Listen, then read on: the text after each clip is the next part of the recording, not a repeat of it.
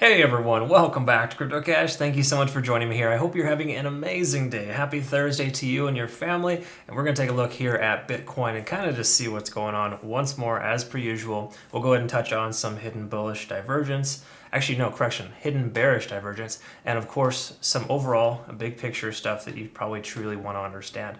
And if you're new to the channel, I'm not a financial advisor. I just got to throw that out there. I love teaching people how to trade.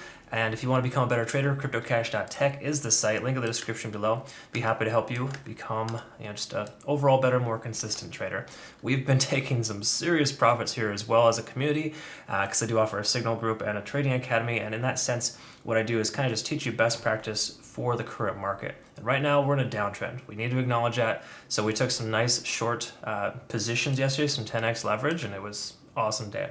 So looking forward to that again. There's great possibilities. We're going to see the price continue lower. It may not come down significantly, but honestly, I do think that we are still on our way down for the moment.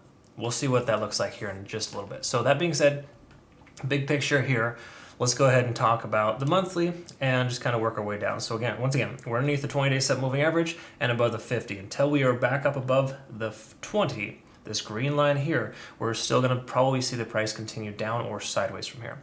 How much lower will it go? Maybe not tremendously lower, but we could very well see 21 to 22,000 tested based on the fact that in the past, the 50-day SMA has been tested on the monthly. In fact, we look at this here. This is just kind of reiterating this here. You can see this is right where the 50 was tested as soon as the price broke below the 20.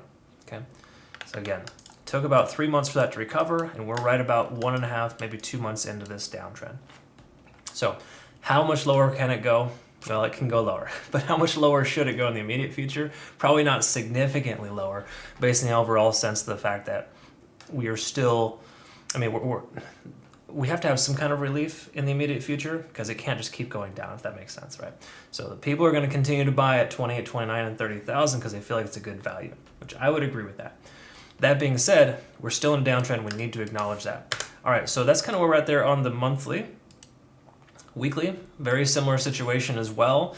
Essentially, we are on the downtrend. If we look at TD sequential, we're at a 6. So hypothetically, if this were to come to full fruition, which we've seen before, if we do see a 9, then that would put us at about another month before we see some type of recovery. We could very well still see some downward / sideways action for the next month. That is very realistic at this point. But again, that's just kind of telling us we're getting to an exhaustive state, but we're not just there yet. We can also see RSI is under 50. That's never traditionally a good sign. And I think, if I'm not mistaken too, we are breaking below 50 on the RSI here on the monthly, just to clarify. And the last time we did that was, coincidentally, when we dropped below the 20-day 7 moving average and the price averaged out down there for about 6 months. So we are in month number 1, hypothetically under 50. So we could have 5 more months of price action under 50 on the RSI on the monthly. What that basically just means is it's going to take a little while for this to recover. So once again, best case scenario, we'll see 3 or 4 months of sideways action and then an increase from there. That's essentially what we're hoping for and looking for if history were to repeat itself. All right, so take a look at the daily. Here's kind of that hidden bearish divergence I wanted to kind of clarify and show to you here. So first of all, you can see we're in a downtrend. Obviously, the big picture, we're in a downtrend. We know that. But in the immediate past, just say the last 7 to 10 days, we've seen this constant decrease in value. Obviously, it wicks up here to about 32.5, and then the next day, 32,000. And then the best case scenario, 4 days later, 31.3. And now, better case scenario, 30,500 yesterday. So again, it just keeps moving itself down, right? So if you see this trend line, it's moving down. So we can acknowledge the price action is moving down. That's bearish, right? But the hidden bearish divergence is when the oscillator is increasing, it's essentially making higher lows when the price action is making lower highs. Okay, so that contrary behavior, so to speak, is just telling us that the price action will probably continue in the same direction for some time. Now, how long? We don't truly know. It could be near the end of this. But on the same accord, until it breaks this little tentative trend line, I think we should anticipate the price action to continue to go lower. That's essentially what I'm getting at. So again, hidden bearish divergence is something to acknowledge. You don't see it all the time, but it just helps you understand that there's a continuation, whereas these oscillators are supposed to be giving you the indication that it's all good. We're back up above support at 30 on the RSI. That's normally a good thing. But when the price action continues lower, contrary to that, it really just tells us that it's it's a very significant bearish divergence, and the continuation of the downside is likely. Okay. Again, once we break this trend, it'd be a different story. But generally speaking, at this point, we can identify that we have a hidden bearish divergence, and it's important to acknowledge that. And it makes sense that that happened too as well, because when you see we had the bearish engulfing candle yesterday and again 3 days ago. So generally speaking, we're on a downtrend, and until we can make a higher high and break 30,300, there's really no leg to stand on for the moment for Bitcoin. Okay, so if it comes up to 30,300, goes sideways for some time, we might want to anticipate the price coming down from there because it's getting rejected at that specific price point, and that's just an area of contention. In fact, we'll go ahead and see what the volume profile tells us here. I mean, it's not going to scream a lot, but if you do kind of look at the data, it does show the average price action is right where the current price action is at. In other words, the amount of volume we have in the last 7 to 10 trading days is accumulating the most right here at this level of 30,000. Big surprise, it's always been a key level, but once again, it's important to acknowledge the fact that we are underneath that right now, and until we break back above, we can consider that a resistance. All right. Let's go ahead and look at this other chart here, and once more, take a look at the moving averages. Just kind of reiterating the fact that it's just on a downtrend. You can see it moving concurrent with the Fibonacci retracement, level or indicator here. There's basically whatever corner you draw it from. It's basically just going down and sideways. So what that implies is that until we're back up over the 20-day simple moving average, we don't have much of a leg to stand on. In other words, we want to be up over some type of moving average on the daily in order to have some kind of acknowledgement that we are trending positively. Right now, there's literally no signs telling us that as far as moving averages are concerned. And even if you, of course, take a look at RSI being up over 30, that's nice, that's all well and good. That still doesn't imply with that hidden bearish divergence that we're going to see the price action continue to shoot up from here. Now, should it and could it soon? Yes. The reason I say that is because rallies take a little while to happen, but once they do, we could very well see this take off. There's no doubt. But we got to understand too, and I covered this yesterday, 37,500 is a key level resistance. Until we break back above that, once again, we're not in a position to get super excited. So hey, today, just say we close at 31, and then the day after we're closed at 33, and then 35, we're making our way up. Try not to be super excited about that. I know it sounds crazy. It's going to be awesome because some altcoins are going to take off. But generally speaking, between now and then, you want to be careful and cautious and try not to go all in. That's kind of the takeaway there, I would say. And taking a look here, let's go ahead and go to the 4-hour actually. There's not much to really look at on the MACD there. But here on the 4-hour, we do see this convergence occurring. Now, typically this is a good sign. So for the most part, if you were to just kind of go with the odds and just kind of gamble and use only one indicator to make a decision, the 4-hour MACD does a pretty good job of telling you when the price action is going to continue momentously in that same direction, converging upwards or diverging downwards. So under that impression, hypothetically here, looking at nothing else, this is a good sign.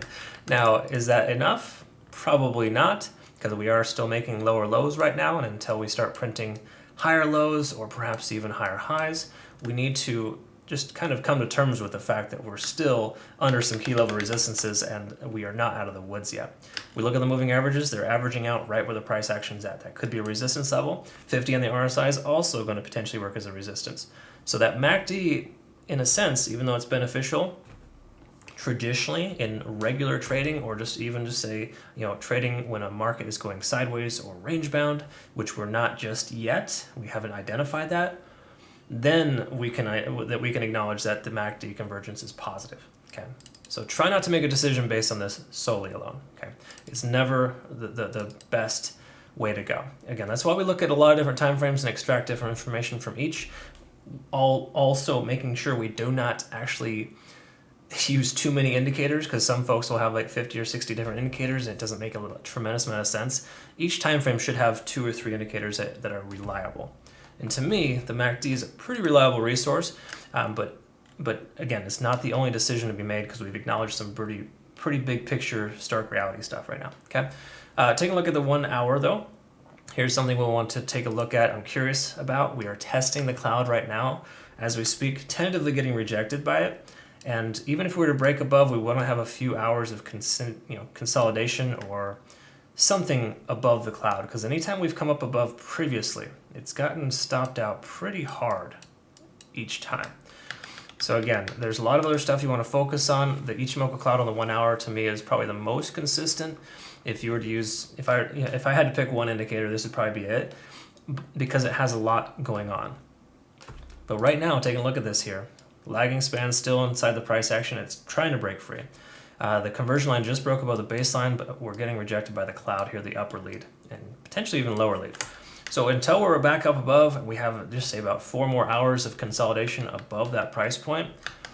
Then at that point, I would say you may want to consider a long position, because right now it's essentially gambling. Yes, there's a great chance that we will see Bitcoin recover, but it's still overall in the general sense here telling us that it wants to progress down. Okay, we're starting to see this downtrend continue.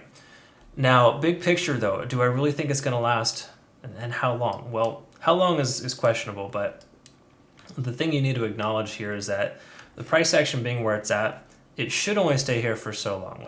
I feel like we're going to get a rally, and if the price were to come back down, 27,000 or 26.8, essentially where we got the lower candle wick here recently, that could get retested. But will it break below that right now? Probably not, just because we still have enough buying pressure here. The fear, uncertainty, and doubt is dissipating, but it's still there, obviously. I think it's at a 12 today instead of a 9 from yesterday or something. So again, it's not like it's fantastic, but I believe Bitcoin dominance is still on the increase, which is damaging the altcoins, and it's important to acknowledge that as well. So yeah, just to touch on this here, once again, Bitcoin dominance has been increasing, and this, you can see this large gap here, this jump up, so to speak. That's when altcoins got hammered. That was over the weekend, I believe, if I'm not mistaken, or late last week, when we saw like 20-30% down on all the altcoins. And the reason why is because money's coming away from altcoins and going into Bitcoin, or just in general coming away from altcoins, period. And Bitcoin dominance increases as a result of that, because of course it has the most market capitalization. So again, just some little things to pay attention to. Last little thing also to touch on as well is we saw a significant gap down and a red day from NASDAQ. That was about down, I believe, 5% yesterday. So this is another reason why we could actually see a recovery here from Bitcoin if, of course, NASDAQ decides it wants to go sideways and up today. Again, there's no guarantees on that. That doesn't necessarily have to be it. That's not like the only thing that's causing the price action to move with Bitcoin.